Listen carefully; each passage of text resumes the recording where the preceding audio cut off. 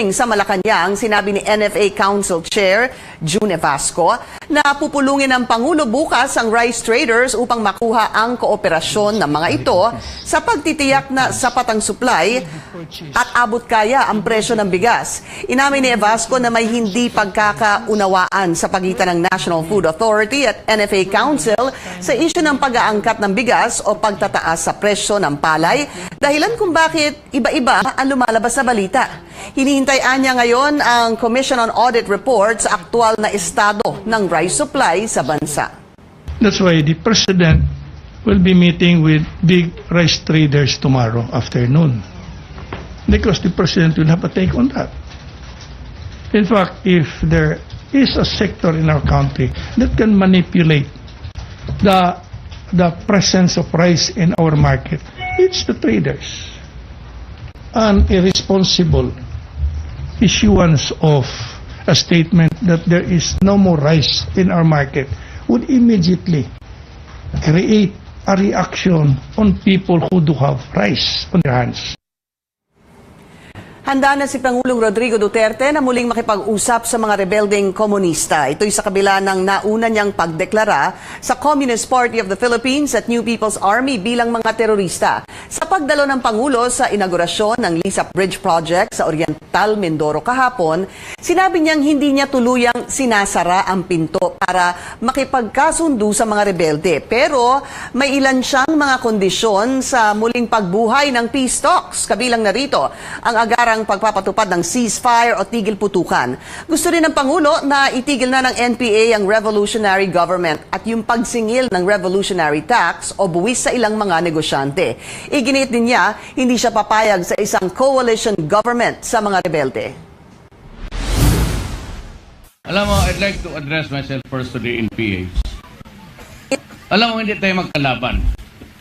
Gusto ko mang lumaban, ang puso ko, sinasabi niya, ang kapwa mo Pilipino, pinapatay mo. But the problem is, kayo ganun rin.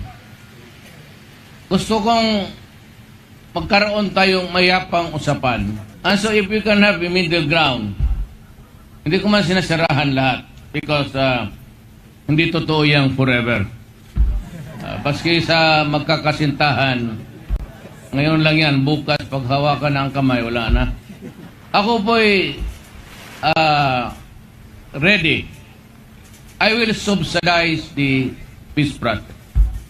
Ako yung babayad ng hotel, ako yung babayad ng gastos ninyo, at yung mga tao ninyo, kung ano ang naipon, yun na muna ang gastusin ninyo. In the meantime, na kung gusto ninyo talagang totohanan, is you stop immediately, you and I, ceasefire tayo. Ni walang isang putok as kilobintador. And I would be happy. Nobyembre noong nakaraang taon nang maudlot ang usaping pangkapayapaan sa mga rebelde matapos madismaya ang Pangulo dahil patuloy anya ang karahasan ng mga miyembro ng NPA. Samantala, ipinaliwanag din ng Pangulo ang kanyang naging kontrobersyal na pahayag kaugnay sa mga babaeng miyembro ng New People's Army. Sabi ko, pag galit ako, pambaril ko yung ninyo. Yun ang sinabi ko. Pero sa galit, I was not there to slur the woman. Ganon talagang magsalita. Probinsyano Ganon kami magsalita. Para naman kay Defense Secretary Delfin Lorenzana, hindi siya naniniwalang uusad ang peace talk sa pagitan ng gobyerno at CPP-NPA. Nauna nang sinabi ni Lorenzana sa CNN Philippines, hindi naman usaping pangkapayapaan ang habol ng grupo. We have been talking to them for the longest time and hindi naman nagpo-progreso. Yeah. I always maintain that the CPP-NPA, when they come to the negotiating table and talk peace, they're not actually talk after peace. What are they after? They are after advantages. I think it's for good. It's for good. Especially that there are lots of surrenderies because the President has given them incentives to come down. Nagbitiw ang apat sa mga head revisers na bahagi ng vice presidential protest sa pagitan ni VP Leni Robredo at dating Senador Bongbong Marcos. Hindi pa man nabubuo ng Presidential Electoral Tribunal o PET ang 50 revision committees, nagdesisyong mag-resign na ang apat na head revisers. Wala pang ibinibigay na dahilan sa kanilang pagbibitiw. Mahalaga ang papel ng head revisers dahil sila ang mga ngasiwa sa revision committee na siya namang sumisiyasat sa mga laman ng bawat balota. Dismayadong magkabilang kampo ni na Vice President Leni Robredo at dating Senador Bongbong Marcos sa nangyari dahil maaari umanong madelay pa ang proseso ng bilangan. Sa kauna-unahang pagkakataon, haharap si Chief Justice Maria Lourdes Sereno sa kapwa niya mahistrado para depensahan ang co-warranto petition na inihain laban sa kanya. Ang co-warranto ay kumukwestiyon sa kanyang pagkakatalaga bilang Chief Justice. Sa panayam sa CNN Philippines, inamin ng tagapagsalita ni Sereno na si Jojo Lacanilaw na hindi nila inasahan na ipatatawag ang punong mahistrado. Pero tiniyak ni Lacanilaw na dadalo si Sereno sa gaganapin na oral argument sa Baguio City sa darating na Martes. Maninindigan din daw ang punong mahistrado na tanging sa impeachment lamang siya pwedeng maialis sa pwesto. I'm sure she is in consultation already with the lawyers, and I was informed that they're preparing for that. All right. Well, let's do a little recap, sir, a little review of her arguments before the Supreme Court in response to this co-warranto petition that was filed.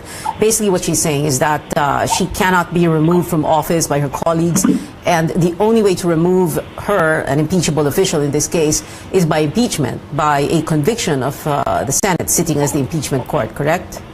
Yes. That is our position. It's clear in the Constitution that the only way an impeachable official like the Chief Justice may be removed from office would be through the impeachment process, and we think that our Solicitor General is wrong in filing the petition because co-warranto is not the right way of removing an impeachable official. What else is she going to be arguing before the Supreme Court? What else will she use to buttress her arguments when she faces them in oral in their summer session on Tuesday? Well, basically, I think she will engage her colleagues, and so whatever they will ask her, I'm sure they will ask her about many things, mainly about the asylum, because that's basically the main point that the Solicitor General has actually raised in the petition. So she will answer them according to what she thinks should be the way to respond to those questions. At the back of that, we understand, we believe that she should only be tried in the Senate, and she should give her defense against impeachment articles in the Senate, not in the Supreme Court. Nilinaw ngayon ni Senior Deputy Executive Secretary Menardo Guevara na wala daw natatanggap na resignation letter ang Malacanang mula sa ilang miyembro ng gabinete. Kabilang sa mga napapaulat na posibleng mawala sa pwesto, sina Justice Secretary Vitaliano Aguirre at Labor Secretary Silvestre Bello III na kapwa-imbitado na dumalo sa cabinet meeting mamaya. Wala din umano siyang nalalaman ukol sa napipintong pagbalasa sa gabinete. Dudang isang mambabatas na mabibitay ang mga employer ni Joanna Demafilis, ang OFW na pinatay at isinilid sa freezer sa Kuwait. Sa panayam ng CNN Philippines, sinabi ni ex-OFW Party List Representative Aniceto Bertiz, mahirap maipatupad ang parusang kamatayan para sa mga amo ni Demafilis, lalo na't iba't ibang batas mula sa apat na bansa ang pinag-uusapan. Dati ring OFW si Bertiz na nanirahan sa Middle East sa loob ng 12 taon bago naging advocate at mambabatas. First of all, there's no jurisdiction yet over the suspect because he was never arraigned. Although they have different justice system, Sharia law, but it is also common. We are talking about 4 countries here: Syria, Lebanon, Kuwait, and Philippines. And then we never get any report directly from the Lebanon government or authority that they already have the custody of the suspect. All the reports that we are getting are coming from Kuwait side. Kuwait. And another thing is it going to be implemented, or Lebanon government will going to honor that death sentence decisions from the Kuwait court? And just a few months ago or recently, Lebanon themselves, they said, according to Kuwait again, that they didn't want to extradite the suspect. Iginagalang umano ng bansang Russia ang desisyon ng Pilipinas na kumalas sa International Criminal Court. Ayon yan kay Russian Ambassador to the Philippines, Igor Kovaev. Sa panayam sa programang The Source, inamin ni Kovaev na bagamat pumirma rin noon ang Russia sa Rome Statute na siyang nagtatag sa ICC, kalaunan ay hindi nila ito niratipika dahil anya, hindi raw naging makatotohanan ang papel ng ICC. My country signed the Rome Statute, but we have never ratified this document. And Russia has already decided to withdraw from the Rome Statute. So for us, the International Criminal Court doesn't exist anymore. Unfortunately, I'm saying that with deep regret, believe me, please. Unfortunately, the International Criminal Court didn't become an independent judicial institution. So it's used as a tool to put political pressure on selective governments. So it's absolutely unacceptable for us. We fully understand the reasons why the government of the Philippines took this decision. And of course, we fully respect this decision. Kinlaro rin ni Kovaev na walang plano ang Russia na muling buhayin ang inabandonang Bataan Nuclear Power Plant. It's not in our agenda. I mean, the revival of the Bataan nuclear plant. Simply because the Philippine government didn't request us to do that. So there is nothing to discuss in this respect. I'm not an expert. I'm a career diplomat. I'm not an expert in this field. But as far as I understand, the technologies on which the Bataan nuclear plant was built are absolutely outdated. Absolutely.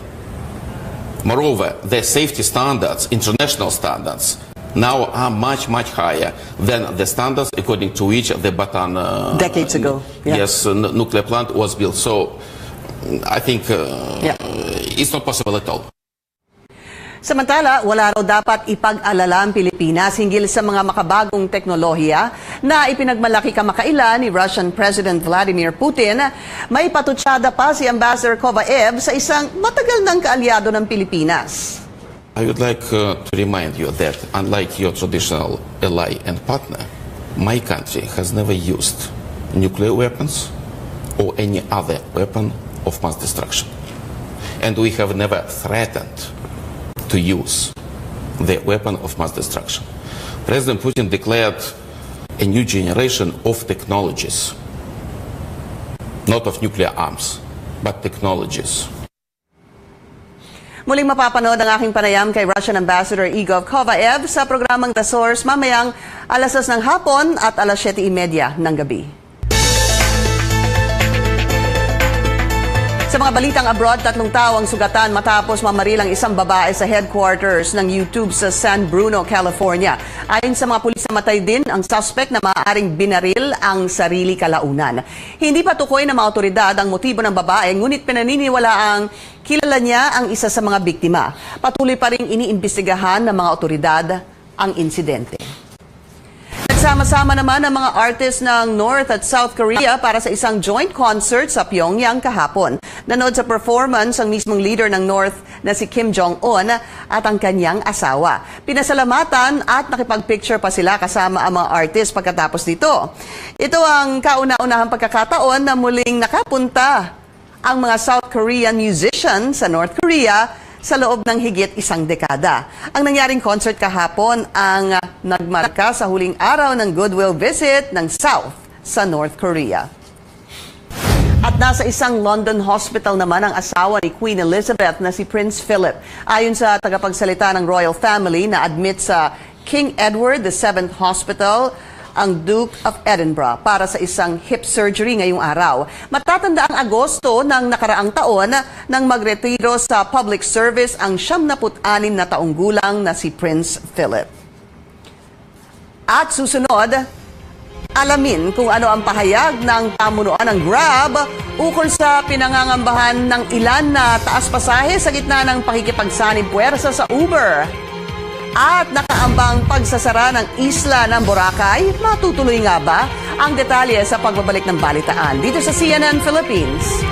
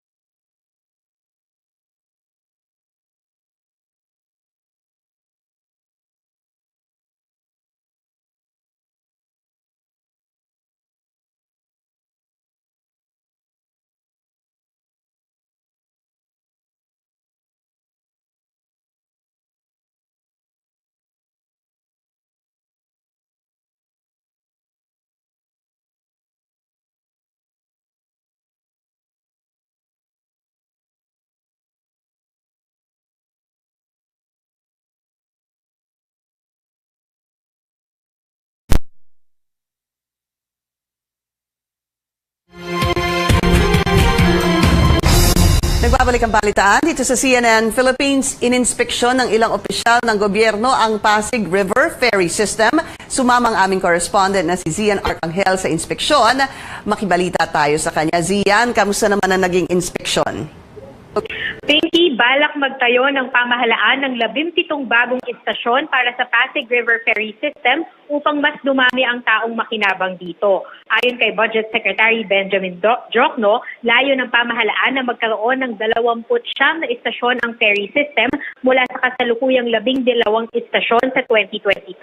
Nasa 76,000 katao ang inaasahang sasakay sa ferry system kada araw kapag nadagdagan na ang istasyon nito. Ayon kay Jokno, ang mga bagong istasyon ay itatayo sa mga lungsod ng Makati, Mandaluyong, Manila, Taguig, Pasig at Marikina. Sa ngayon, mula lamang sa Intramuros hanggang Pinagbuhatan sa Pasig ang ruta ng ferry system. Inaasahan namang makakabawas sa trapiko ang Pasig River Ferry System kapag natapos na ang konstruksyon ng mga bagong istasyon. Pinky? Maraming salamat sa iyo, Zian Arcangel, nag-uulat. Iginiit ng ride-hailing company na Grab, wala itong ipinatupad na taas pasahe matapos ang inihahandang pakikipagsanib puwersa sa Uber. Sa panayam ng CNN Philippines, sinabi ni Grab Philippines Country Head Brian Koo, dati nang mas mahal ang pamasahe nila kumpara sa Uber. Anya, posibleng mga dating sumasakay sa Uber ang nakakapansing nagtaas sila ng pasahe. Samantala, sinabi naman ng Philippine Competition Commission, nire-review na nila ang merger ng dalawang kumpanya. Fears about us raising prices after the acquisition is baseless because prices were untouched. Our prices are regulated by the LTFRB, so we cannot unilaterally decide to raise prices tomorrow. We have the power to prohibit a merger. So, if of course the review warrants so, right? Or if not, we also have the power to actually allow the merger, however, impose remedies. So there could be, for example, possibly pricing remedies. Malapit na ang April 26 ang araw na inirekomenda ng Tourism at Environment Department, gayon din ng Department of Interior and Local Government na ipasara ang isla ng Boracay. Sa ngayon, wala pang kumpirmasyon kung matutuloy nga ito dahil wala pang desisyon si Pangulong Duterte hinggil dito. Sa kabila nito, lumalabas na wala pa ring malinaw na guidelines kung paano ito ipatutupad. Makibalita tayo sa aming senior correspondent na si David Santos. David, ano ba mangyayari talaga? Ipapasara ba daw ang Boracay? Kailan? Well, Pinky, sa cabinet meeting ngayong hapon nga, tatalakayin yung panukalang temporary shutdown ng Boracay at dito pa lamang inaasahan na mailalahad kay Pangulong Duterte yung kumpletong detalye para sa napipintong pagpapasara nga sa isla. Mula nang inirekomenda kasi ipasara ang Boracay sa loob ng 6 na buwan, hindi pa rin talaga malinaw kung ano yung magiging mga guidelines ay patutupad para dito. Sa isang forum kanina dito sa Maynila, sinubukan ng ilang opisyalis mula sa Departments of Tourism at Environment and Natural Resources na ipaliwanag kung ano ang mangyayari sa Boracay kung sakasakaling aprubahan ni Pangulong Duterte na ipasara ito simula April 26. Una, hindi na raw papayagan ang local at foreign tourists na bumiyahe papuntang Boracay mula April 26. Sa Katiklan Airport, ang kanilang magiging control area, tanging mga residente at mga may-ari ng mga establishmento at may mga kinalaman sa Boracay Rehabilitation ang papayagang bumiyahe sa Katiklan Airport. Yung mga turista na nakabook na ng accommodations, pakikiusapan na lang na i-refund o i-reschedule ang kanilang mga biyahe.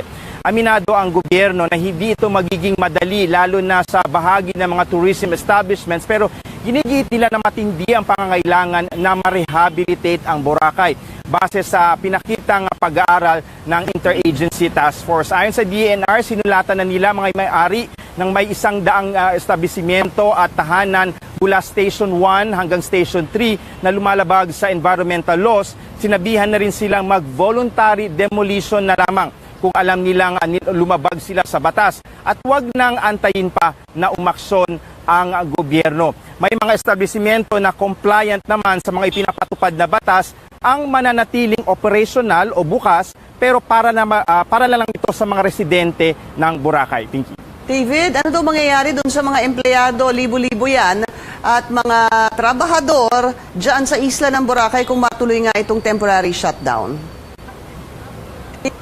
O Pinky, sabi nga ng DOT, maglalaan ng alternative at temporary livelihood ang Labor Department para sa 5,000 displaced workers. Magsasagawa rin ng mga training at seminars ang TESDA@DSWD. Pero sa tansya ng Tourism Congress of the Philippines, aabot sa 30,000 ang bilang ng mga direct employees at informal workers na mawawalan ng hanap buhay. So hindi pa rin malinaw talaga, Pinky, kung ano ang mangyayari doon sa mga di maabunan o maabutan ng tulong ng gobyerno. Ang hiling sana ng TCP, iurong sa Setyembre ang temporary shutdown dahil hindi raw sapat yung mahigit na 20 araw para i-adjust lahat ng mga bookings at contractual obligations sa mga negosyo sa Boracay, Pinky. Alam mo, David, kausap ko din si Budget Secretary Ben Diokno hinggil dun sa mga empleyado dyan. At sabi nga niya, parang nasa tanggapan na ni Secretary Bello kung anong klaseng mga trabaho ang maaari nilang makuha. So dapat matanong din natin si Secretary Bello hinggil dyan. Maraming salamat sa iyo, David Santos. Sa mga balita sa ibang panig ng bansa sa Aklan, kinumpirma ng lokal na pamahalaan doon na nabawasan ang bilang ng mga turistang bumisita sa isla ng Boracay nitong nakaraang Semana Santa. Kumpara yan sa parehong panahon noong nakaraang taon. Humigit kumulang 55,000 lamang na turista ang nasa isla ngayong taon. Mas mababa yan ang 12% kumpara sa 62,000 na bumisita sa Boracay noong 2017. Mas kaunti din daw ang mga lokal na turista na nasa 21,000 lamang kumpara sa mahigit 38,000 noong nakaraang taon. Sa Leyte, nais protektahan ang dalawang bayan doon ang isang bagong tourist destination. Magkatuwang ang mga bayan ng Hindang at inupakan sa pagpreserba ng likas na ganda ng 4 islas. Isa yung grupo ng mga isla na may protected landscape at seascape. Ang 4 isla ay ang bagong tampok sa cruise destinations ng bansa. Upang maprotektahan ito, nililimitahan ng lokal na pamahalaan ang bisita sa mga isla sa 500 katao kada araw. Ipinapatupad din nila ang proper waste disposal at pagkakaroon ng septic tank sa bawat bahay doon. Kailangan din dumaan at maaprubahan muna ng Environment Department ang lahat ng konstruksyon sa lugar. Sa Surigao del Norte, tumaob ang isang pump boat nitong weekend dahil sa pagse-selfie ng mga pasahero nito. Nangyari ang aksidente matapos magtipon-tipon ng mga turistang sakay nito sa isang bahagi lamang ng bangka. Lahat ng 26 na pasahero ng bangka ay na-rescue ng mga otoridad. Wala namang napaulat na nasaktan sa insidente. At mamaya sa balitaan, PBA star na si Terence Romeo lumipat na sa TNT Katropa. At May na Mendoza may bagong proyekto. Alamin kung ano yan sa aming pagbabalik.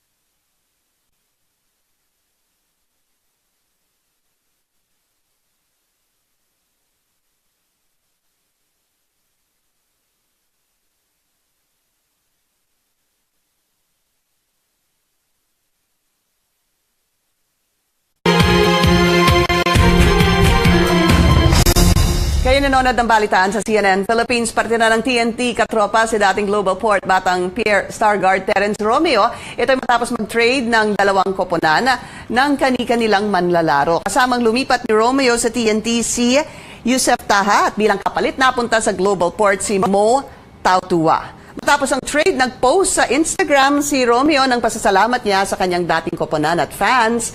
Sa panayam ng CNN Philippines, sinabi ni Romeo na sabik na siyang makapaglaro kasama ang TNT.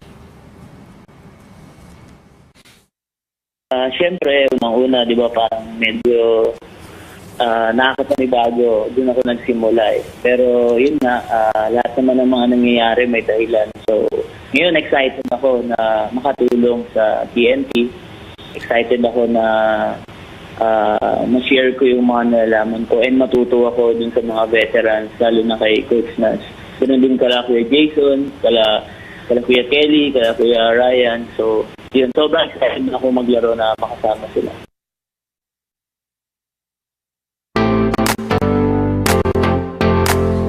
Matapos makakuha ng kabi-kabilang awards bilang singer, may bagong role ang British songstress na si Adele. Yan ay ang mag-officiate ng kasal. Sa Instagram post si Adele, ibinahagi niya ang kanyang pag-officiate ng kasal ng dalawa niyang matalik na kaibigan. Noong Enero, ibinahagi rin ng singer ang kanyang OOTD o Outfit of the Day sa naturang okasyon. Ayon sa entertainment at fashion magazine na Vanity Fair, ikinasal ni Adele ang English comedian na si Alan Carr at partner niyang si Paul Drayton. May bagong proyekto naman si Maine Mendoza o mas kilala bilang si Yaya Dub. Inilunsad ng noontime show host ang kanyang personal project online na Humans of Barangay. Hango yan sa proyektong Facebook page ng American photographer na si Brandon Stanton na Humans of New York. Sinabi ni Mendoza na paraan niya ang FB page para ipaalam ang kwento ng mga taong kanyang nakakasalamuha at nakikilala sa Eat Bulaga segment na One for All for One. Tampok din sa page ang ilan sa mga co-host ni Maine. May mahigit 21,000 likes na ang Humans of Barangay. At yan ang kabuuan ng balitaan ngayong Miyerkules, April 4, 2018. Ako po si Pinky Webb. Hanggang bukas. Magandang tanghali.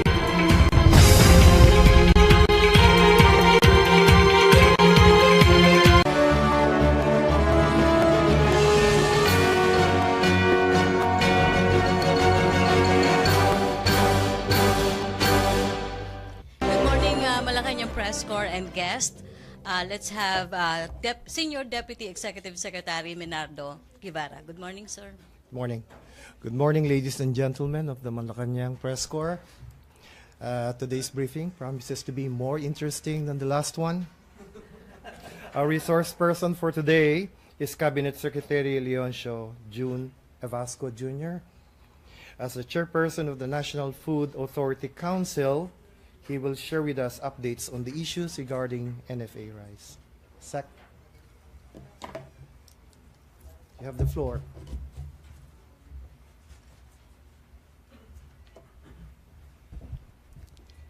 Salamat, Yusek Guevara. Likewise, good morning to the members of the Malacanang Press Corps and to my staff at the Cabinet Secretary Office. To all of you, good morning. You know, I'm here as the chairperson or chairman of the NFA Council. You know, the council is the highest body within the NFA. Being the chairman of the NFA Council, I am the highest official during the time of the meeting of the council, where the council provides timely guidance, directives, policies, especially something to do with purchase of rice, when to purchase the rice, at what volume we're going to purchase the rice, and what mode of procurement that we have to undertake, and what are the terms of preference whenever we have to buy rice from outside. The moment the council has adjourned, the administrator takes over as the highest official of NFA because he is the one tasked to implement, to operationalize whatever directives set and given by the Council. So,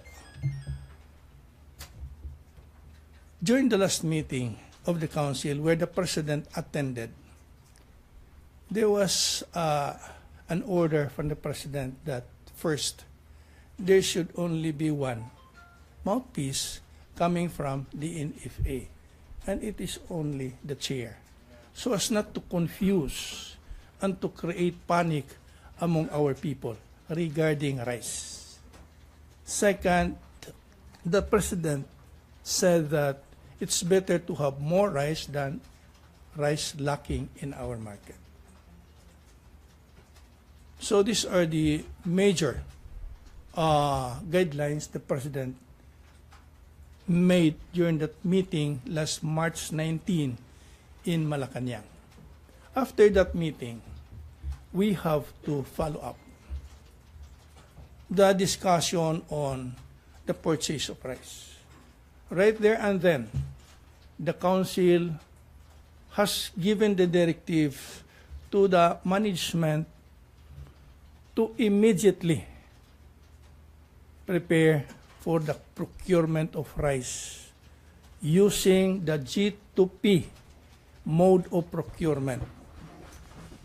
G2P mode of procurement is a departure from what it used to be in the past. That is the G2G. The Council this time has traveled to another mode. That is G2P. G2P means it's government to private traders outside of our country, where private traders have to submit tender in the international bidding. This is to protect the interests of government, that government pays the rice that we purchase in an advantageous price. Now, during that meeting, as I've said, it was agreed that the mode of procurement is G2P, not G2G. Second, the procurement of rice, that is the 250,000 metric tons that will be purchased immediately, will be using the terms of preference which were agreed during the last time that we bought G2P in 2017. Now, the management came up with its own position that the terms of preference as agreed in 2017 and reapproved to be used for the purchase of rice in 2018 be amended, which the Council rejected, because if we will deliberate on the amendments, it will all the more delay the purchase of rice. But last Monday, my office received a communication coming from management that they are going to conduct a referendum where all members of the Council are made to go over the documents and decide whether they will agree on the amended terms of reference or not. I have to tell you this morning that, again, the members of the Council rejected because there are some security considerations. Because they would want to amend the delivery of rice done by the private traders. Before, the delivery was only up to the gate where the employees of NFA will have to check on whether the delivery of bags of rice is in accordance to the terms of reference and to the bidded position done by the private traders as approved by NFA. Now, they would want that the delivery would not only be at the gate of the warehouse, but allow private traders, the foreigners, to stockpile inside these bodegas, inside these warehouses.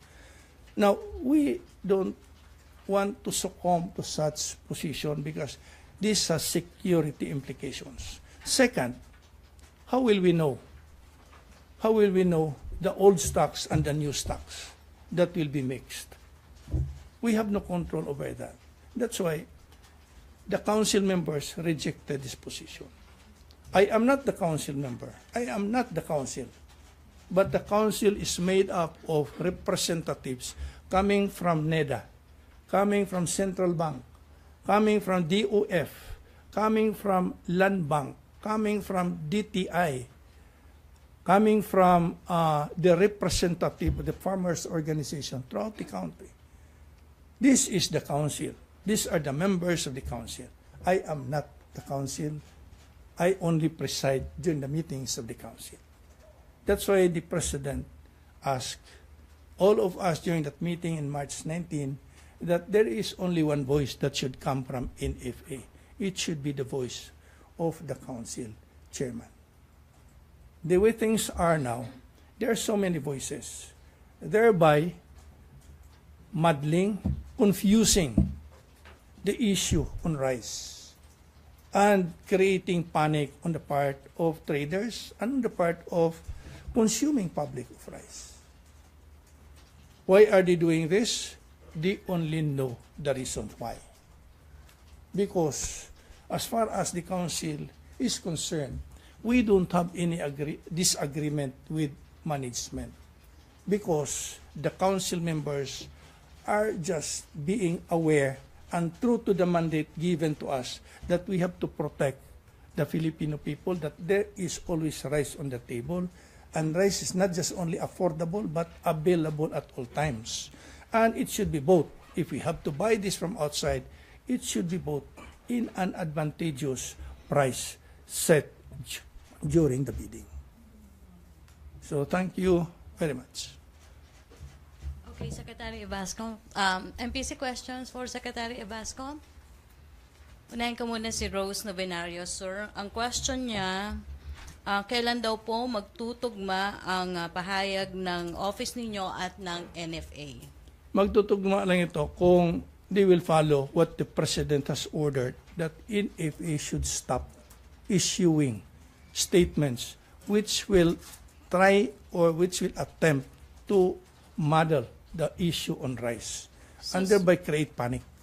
So sir, ano yung reason bakit hindi sinusunod ng NFA yung gano'n? Alam mo, marami silang mga proposals which were being shut down by the council. The council will always have to protect the interests of government. The council will always have to protect the people, that there is always rice on the table. Thereby, the council decides collectively when to buy rice, at what volume, and at what mode of procurement to be used in buying. Because for all you know, if we keep on buying without taking consideration of the times where our farmers in the Philippines are harvesting, it is going to create a negative impact on our farmers. Because the rice that we buy, when we deliver this in times of harvest season, it is going to create a distortion of prices that is now detrimental to the interests of our farmers. Okay, follow up, Hannah Sancho, to be followed by Pia Gutierrez. Hannah, microphone, please. Salamat, Asek. Morning, Secretary. Sir, hindi po ba responsibilidad ng NFA na tiyakin na hindi nawawala ng reserba o ng stock ng bigas po? May pananagutan po ba yung NFA dahil ngayon sinasabing wipe out na po yung stock, yung reserba po natin ng bigas sa NFA? Ganito, ma'am. Yung buffer stock, ito yung kinukuha sa mga Filipino farmers by letting NFA buy rice, buy palay from the farmers. Now, since last year, NFE management has been asking the council to increase the support price from 17 pesos per kilo of palay to over 20 pesos. Now, this was rejected by the council because the moment we allow the increase of buying price, it will create an inflationary situation in our market. Not just only of rice, but other basic products sold in our market. Second, we did not allow because the reason that they are no longer competitive. It's true. They are no longer competitive using 17 pesos if they buy rice at the end of the harvest season, because they will now be competing with private traders who will be buying palay at 25 pesos. But the 17 is more competitive if a management will buy palay at the onset of harvest season. Because for all you know, farmers are ready to sell their palay to recoup the cost of production in the past 3 months. Second reason why they are so eager to sell their produce, because at the onset of harvest season, palay has a high moisture content. And palay having a high moisture content is heavy. So, they can get as much money as they would want because at that time, mabigat yung palay dahil sa mataas na moisture content. Now, it seems to me that there is reluctance. That is the reason why hindi ganon stable yung buffer stock. Because for all you know, the buffer stock is taken from the palay which NFE purchased using the support fund given by Congress. When in fact, this year, the support fund is 7 billion pesos. More than enough. More than enough. Sir, balikan ko yung question, sir. Pero yung question ko kasi, sir, kung may pananagutan po yung NFA, kasi di ba sinabi po, di ba po ba responsibilidad ng NFA na dapat hindi po nauubusan ng buffer stock o ng reserba ng bigas? It's so obvious. It's so obvious. Na may pananagutan po sila, because, sir. you know, the way things are happening now, they create the artificial shortage and pin down on the council that were responsible in creating such situation of shortage. When in fact, we have checked that based on the report of the Department of Agriculture, there is so much rice. In fact, this is the reason why the standby volume of rice of 250,000 metric tons was set to be purchased and to be delivered before June in time for the lean months. Sir, hindi po ba yan enough basis, sir, para masibak po Pardon? hindi po ba itong sapat na basis, sir, para hilingin po ninyo na masibak po si NFA Administrator Jason Aquino? We have not made a position on that.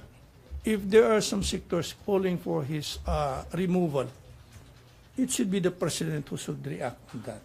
Because it is the President who appointed him. In fact, I should keep silent on that. Because it's not mine to comment on that. Mine as the chair of the NFA Council is to guide the discussion that it is true to the mandate set by law. Pia Gutierrez. Sir, for the record, ano na po ba yung status ng current inventory ng NFA rice? Totoo po ba yung mga reports na wiped out na po ang bigas ng NFA? I have no reason to say whether it's yes or no.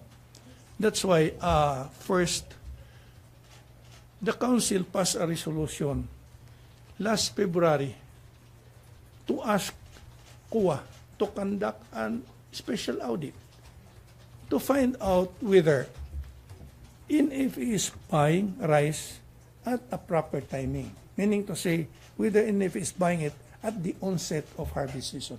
At what volume are they buying? Second, NFA should be auditing regarding the release of NFA rice, assuming to the market. Because from what we have gotten from the reports of NFA, during October, November, December of last year and January of this year, there was an average of delivery of rice from the warehouse of NFA to outside at the average of 1 million bags per month. Now, why will you release so much rice to the market when it is in time of the harvest season? Comparing this to the June, July, August, we found in the report that there was less rice given out to the market, when at that time it was lean months, meaning to say there were few rice available in the market. So that's the reason why we're asking PUA to conduct an audit, if only to clarify things and maybe absolve NFA. That's why I don't want to pass judgment on that, because it might preempt whatever findings if COA would have on the matter. Pero sir, the report that the NFA stocks are already wiped out is the one creating panic right now. So, ibig sabihin po ba sir, the NFA management is not updating you on the current status ng inventory ng NFA? I could not remember. That's why the President will be meeting with big rice traders tomorrow afternoon, because the President will have a take on that. In fact, if there is a sector in our country that can manipulate the presence of rice in our market, it's the traders. An irresponsible issuance of a statement that there is no more rice in our market would immediately create a reaction on people who do have rice on their hands. Withdraw this and speculate the day when to release it at a higher price, Sir, at the detriment of the consuming public. Sir, you also mentioned that they are creating an artificial shortage. They meaning the NFA management, sir?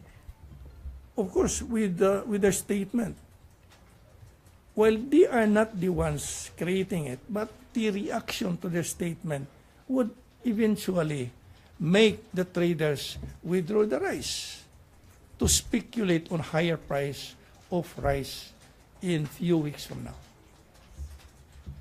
And last, sir, yung sa meeting ni President Duterte, yung pinatawag po because of the reports na wiped out na?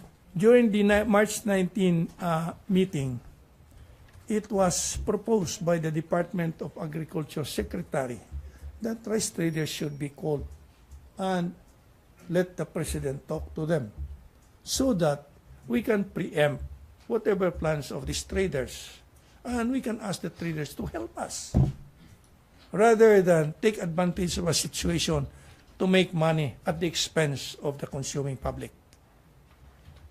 Sir, last na lang, phone-in question, sir. Sir, it appears kasi that the NFA management, sinisisi nila yung NFA Council because basically hindi daw po kayo pumapayag na itaas ang buying price ng NFA from 17 pesos. Alam mo, as I've said, I'm not the council. We deliberated on that. And at the end of the day, the council collectively decided not to allow the increase of the buying price. Because, as I've said earlier, it's going to create inflationary situation. And second,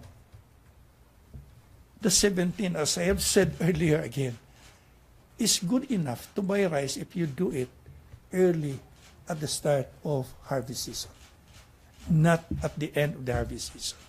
Okay, MPC friendly reminder, one question to follow-ups. We still have Senior Deputy Executive Secretary Guevara. Ace Romero. Secretary, for the record, meron bang instance na nag-issue yung NFA management ng statements on rice supply even after the President issued the directive na kayo lang po yung pwedeng magsalita? From the reports that I've gotten, it's no longer the administrator issuing the statement. But from the reports that we have gotten, these are people down who are issuing statements. So ang point, meron pa rin pong nag-violate nung... And these statements, kung itama nyo po kung mali, these statements are the ones that caused yung panic, yung speculation. Yeah. So you're saying yung NFA management somehow caused this panic, this reaction? Yeah, that's true. Thank you, Secretary. Sabi naman ni Presidente na it's only the council chairman who should be given the authority to speak. I have to speak out whether it's good for me or it's bad for me. I have to tell the truth. Just for the record, ano po yung tingin yung dahilan bakit ginagawa nila to despite the order of the President? I suspect that they have something in mind by releasing the bags of rice October, November, December, January, depleting the supply of rice which could have been used to stretch this rice up to the time of the start of the lean months. That means, ano yun, Sec? What's in their mind? Sila lang nakaalam.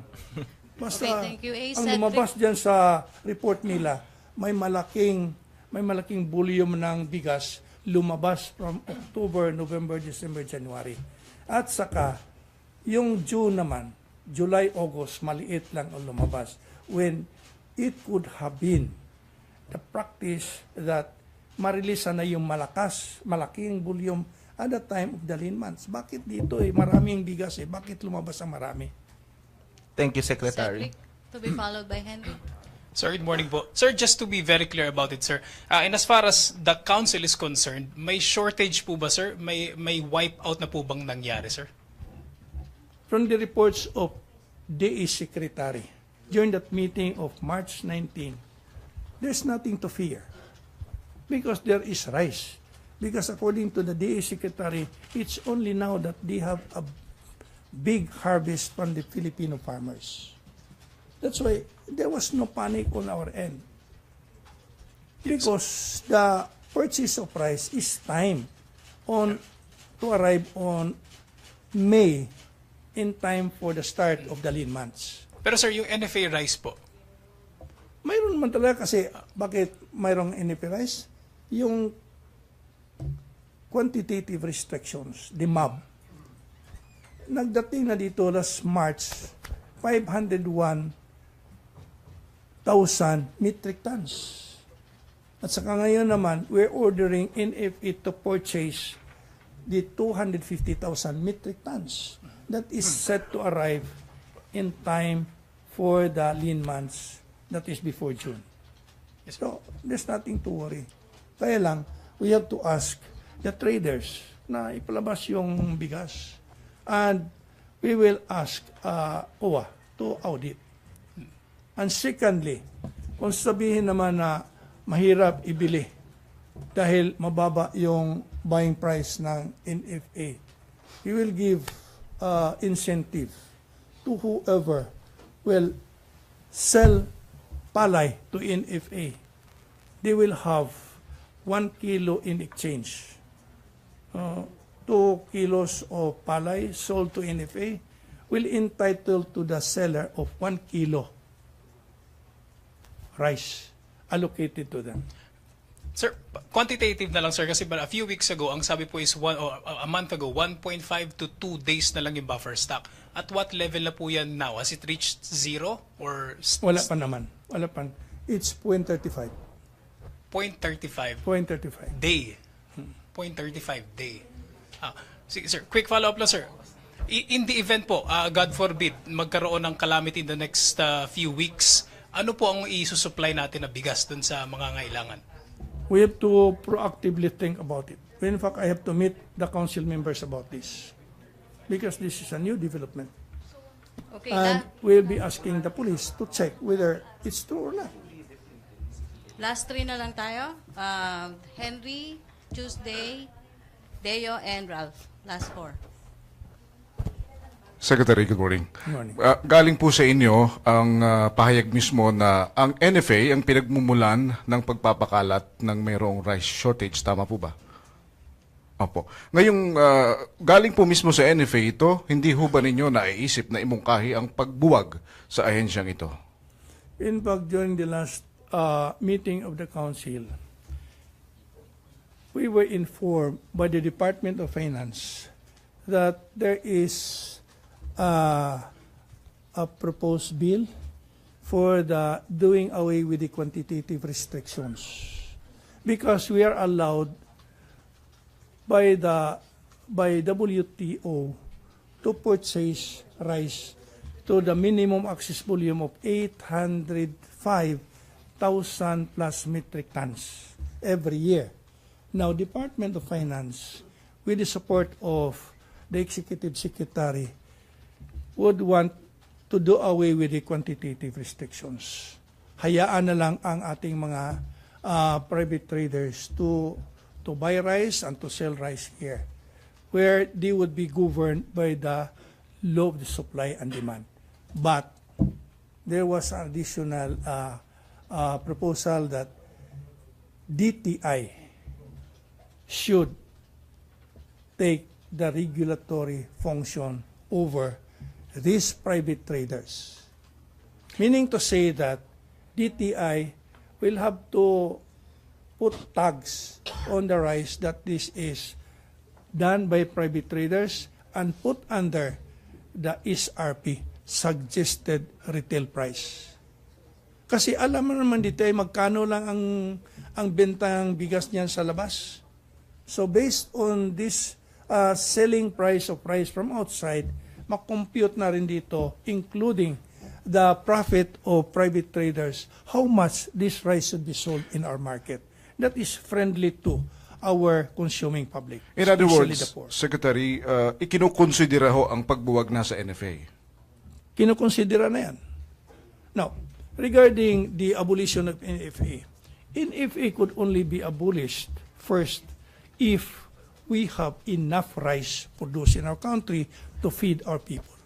Second, if we follow the proposal of the Department of Finance to do away with the quantitative restrictions, definitely mawala yung NFA, because we will now allow private traders to buy and sell this rice here in our country.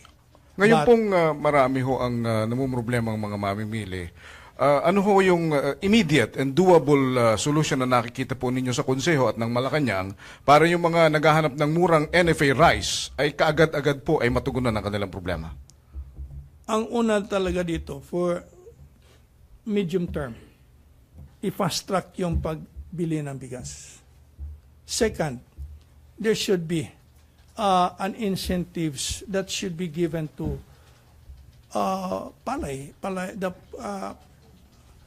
Filipino farmers to sell rice using incentives that will give them that interest to sell their palay to government, to the NFA. Third, there should be an active monitoring on the warehouses for us to know whether there is rice hoarded or rice that should be brought to the market. Okay, Tuesday New. Hi, sir. Sir, nabanggit niyo po kanina na iminungkahi ninyo na i-audit ng COA yung mga bigas ng NFA. Nagawa na po ba ito at mayroon na po bang report ang COA tungkol Ganito, dito? ma'am. Just recently, we passed the resolution. And in fact, the communication was already given to COA.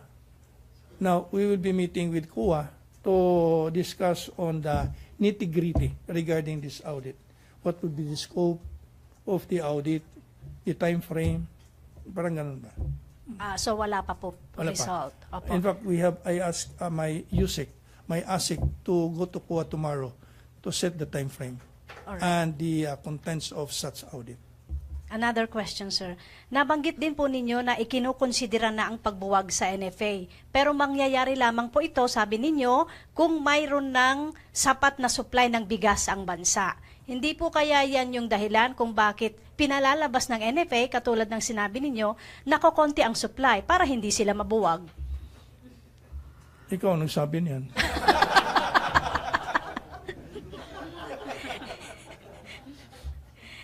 Di ba? Yun yung ano dun, sir, kung sapat ang supply bago sila buwagin. So, ang sinasabi natin, ang sinasabi nila ngayon, kulang ang supply. Kaya, andyan pa rin sila. Pero itong lahat yung pagbuwag ng NFA, nandyan pa yan sa Congress.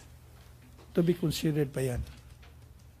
But there are already discussion as to the nitty-gritty of such bill that should be approved, that once it is being approved by Congress. Okay, thank you, sir. Okay, last two, Deo and Ralph. Secretary, morning po. Sinabi niyo po kanina, based on the mga sinasabi niyo simula nung briefing natin, na NFA ang may kasalanan ng panic, NFA ang lumalabas na source ng shortage ng artificial shortage ng bigas. Hindi po ba natin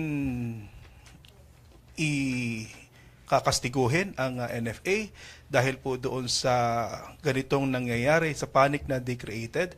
And kailangan pa bubang tapusin yung audit ng COA bago nyo gawin yung pagkastigo sa kanila? Hindi naman maliit na bata yung taga-management ng NFA. They are honorable persons, honorable people that could easily understand directives done and given by the President. Pag-usapan ito. Pag-usapan ito sa Council. Pero meron po kayong authority ang NFA Council po para pagsabihan o kastiguhin niya. Ang term ko yung is kastigo yung Nasabihan NFA. naman talaga. Nasabihan na eh. Hanggang sabihan lang po, wala pong no heads will roll, wala pong ganon. Wala pa naman. Kasi, as I've said, the President is the appointing authority. And it's only the President who can remove him from office. Now, what would be the role of the Council? The Council maybe can give recommendations. But such recommendation could only be given based on hard facts, data, as provided to us by the investigating agency. So after po ng COA audit, kayo magre-recommend? Okay, sir. Thank you, sir. Okay, last question, Ralph. Microphone, Pia, please. Thank you. Hello po, sir. Kailan po na-open yung minimum access volume po? Pardon? Yung minimum access volume po. Minimum access volume for this year arrived last March with a volume of 501,000 metric tons. That is apart from the harvest of the first quarter of this year. And that is apart from the projected 250,000 metric tons that will be purchased and to arrive before June. Ba't po na late yung pag-open? Na late? Hindi naman late yan. Kasi ang sabi ko kanina na the council decides when to buy so as not to impact negatively on the production of the Filipino farmers. Kasi kung magka-timing yan, we have to let this rice arrive in times of harvest season, definitely it's going to impact negatively on the produce of the farmers. Okay. Wala pong bagong inaay na MAV ngayon. Pardon? Wala pong sorry po. Wala pong bagong inaay na MAV ngayon. The 300 plus is set to arrive in August. Thank you, sir. Thank you. Okay, sorry sir, may pahabol. Pia and Tuesday? Tigi-tigi sir. Sir, last na lang sir, pahabol ng reporter namin. Sir, please explain daw how decisions in the council are made when there's only one member from the NFA, DA is not represented, and there's only one representative from the farmers group who has no voting powers. All of the members, as I have mentioned earlier, do have voting powers. Now, when the executive order number 1 was issued at the start of the Duterte Administration, NFA was put under the office of the Cabinet Secretary. I don't know if it was deliberate or not that the membership of the DA Secretary was not found. Now, there is no problem to amend that. It's the order of the President to amend that, because he will be eventually to sign such amended executive order. At any rate, the past 3 or 4 meetings that we had, DA Secretary is invited, but his representative, Yusik Kayanan, was the one attending in behalf of DA Secretary Pinyol. But last March 19, it was DA Pinyol who attended, because it is important for us to know the data of harvest that should be given by the Department of Agriculture for us to come up with a decision, as I've said, when to buy, at what volume to buy, and what mode of procurement we have to use in buying. Okay, thank you. Final question, Tuesday. Sir, currently kasi sir, naglilibot tayo sa mga palengke, kukonti talaga yung may nabibilhan ng NFA rice. Dito pa lang po yun sa Metro Manila, hindi pa po yung mga nasa probinsya. So, kailan po tayo makakakita na sapat yung NFA rice supply sa market? Kasi yun po yung hinahanap ng mahihirap nating kababayan. That should be answered by the management, because council gives the directives. It's now up to the management to be creative, to be proactive in sourcing out rice that could be brought to the market. Okay.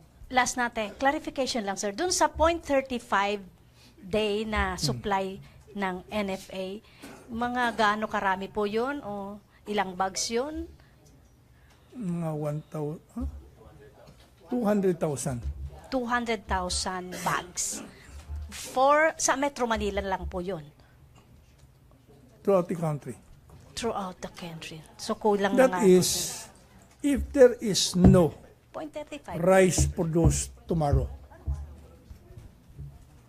Okay, thank you, Tuesday. Thank you, Secretary Leoncio Salamat. Jun Evasco.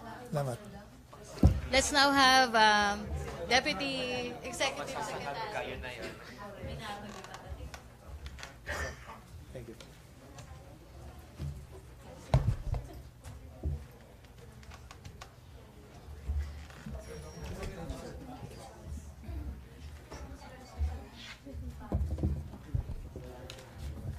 Let's start with some good news.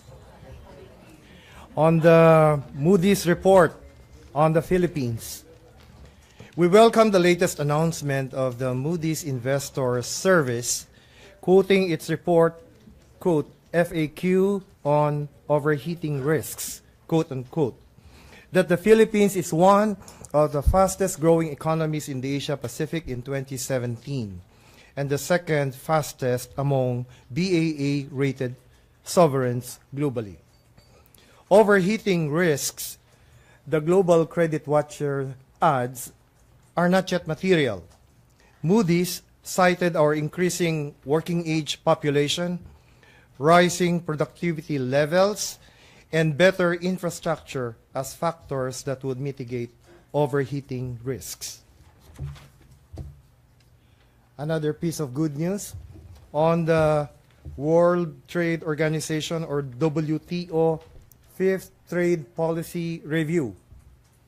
The Philippine government welcomes the feedback gained from the World Trade Organization's Fifth Trade Policy Review in Geneva, Switzerland. The review, which evaluated the country's trade policies from 2012 to 2017, noted the country's steady GDP growth at an average of 6.6% per year within this particular period.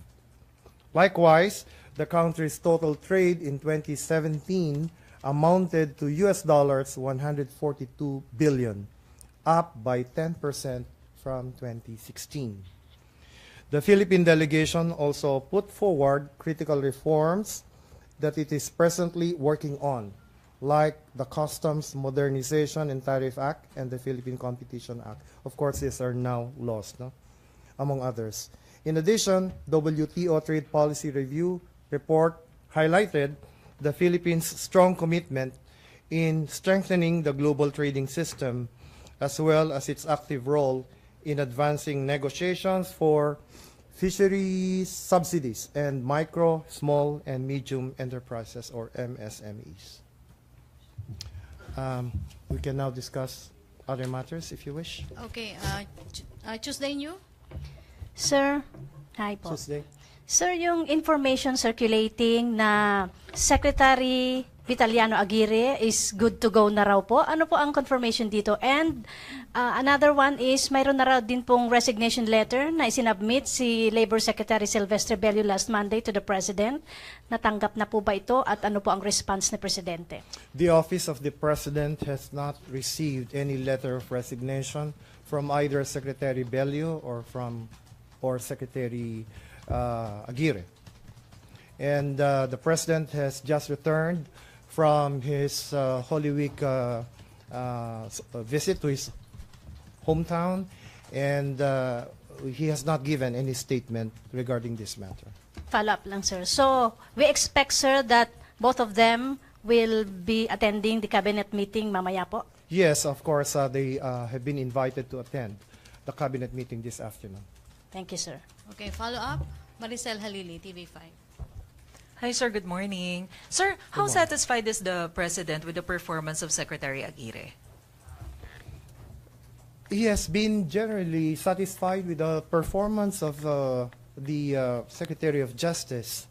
Well, except for certain debacles that happened to the DOJ recently. The President did not hide his displeasure about certain developments pertaining to the war on drugs, no? More specifically, the dismissal of charges against certain high-profile suspects. But when the President mentioned a few weeks ago that he is not satisfied anymore with some of the members of his cabinet, who is he referring to? I really am not in a position to say whom he was referring to. If any action along this line will have to be taken by the President, I guess he himself will make that announcement. But do we expect a cabinet revamp anytime soon? We are not aware of any impending cabinet revamp. Thank you, sir. Follow-up?